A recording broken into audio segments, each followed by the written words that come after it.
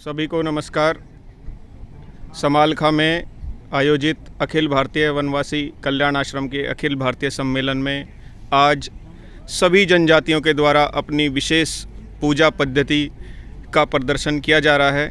इसी क्रम में हम आए हैं जौनसार बावर उत्तराखंड के स्टॉल पर और देखते हैं कि यहाँ की क्या पूजा पद्धति है, क्या विशेष पूजा इस जनजाति के लोग करते हैं। आइए इनसे बात करते हैं। ये सभी देखिए जौनसार जनजाति के लोग हमारे बीच में बैठे हुए हैं। ये विशेष इन्होंने पूजा स्थान यहाँ पर बनाया है। इसके बारे में अभी हम सब लोग जानकारी इकट्ठा करते हैं। भाई साहब नमस्कार। नमस्कार। आपका नाम बता दीजिए एक बार। रमेश नेगी, जिला महामंत्री जी। जिला देहरादून। तो आप सभी को बताइए कि जौनसार बावर जो जनजाति है ये कहाँ रहती है, किस क्षेत्र में उत्तराखंड के रहती है, थोड़ी इसके बारे में जानकारी दीजिए। जौनसारी जनजाति हमारे 2 block Kalsi block, Chakrata block में पूर्ण रूप से जनजाति समाज के लोग रहते हैं और यहाँ पर महासू देवता का मंदिर की आस्था इतनी ज़्यादा है कि उसको एक तरीके से न्याय की शरण में, जैसे लोग कोर्ट जाते हैं तो कोर्ट ना जाकर महासू महाराज के शरण में जाते हैं, तो इसको न्यायिक मंदिर भी कहा जाता है। पांडव के समय लगभग एक किरमिरी राक्षस थे उस क्षेत्र में। उन्होंने इतना तांडव मचा रखा था कि वहाँ पर बहुत दिक्कतें हो रही थी। तब वहाँ के अपने जो कोई वो थे गुरुजी वगैरह, तो उन्होंने एक मांग करी थी। तो ये कश्मीर से, ये महासू महाराज कश्मीर से आए थे।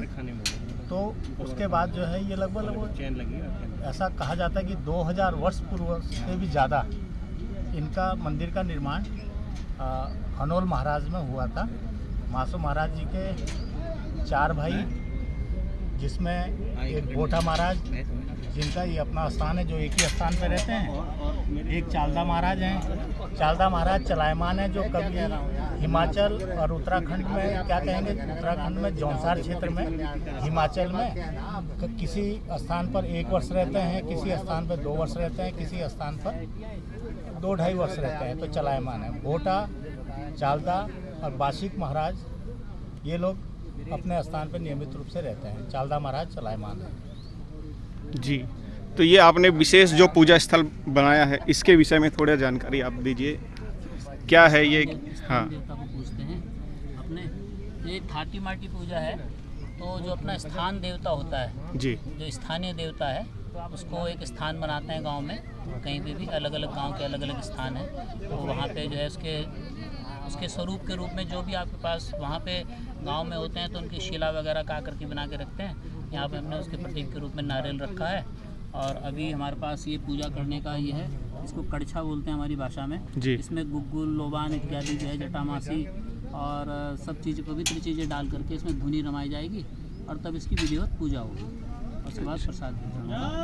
और इसमें जब पूजा होगी विधिवत, कुछ समय बाद तो आपको महासू देवता के भजन भी सुनने को मिलेंगे, उनकी पवित्र आरती और सब चीज़। तो ये विशेष पूजा आप किसी विशेष त्योहार पे करते हैं या कैसे? पूजा जो है लगभग इसका समय होता है, जैसे पुजारी निकालते हैं। तो वैसे तो ये 9 दिन चलने वाली पूजा है, पर कहीं कहीं 3 दिन भी करते हैं। और इसका एक पर्व निकलता है पूरा 15 दिन का, एक ऐसा। उस पर 15 दिन के अंदर अपनी सुविधा के अनुसार सब लोग इसकी पूजा करते हैं।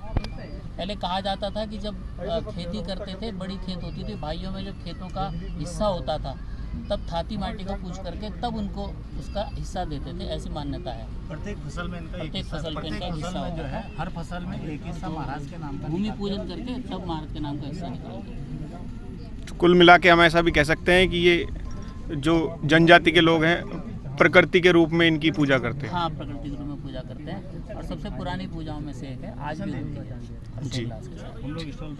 बहुत बहुत धन्यवाद आपका। आप सब लोगों ने इतनी अच्छी जानकारी सबके लिए दी। ऊपर नहीं जा रहे, हमने टेबल राम राम। यही है।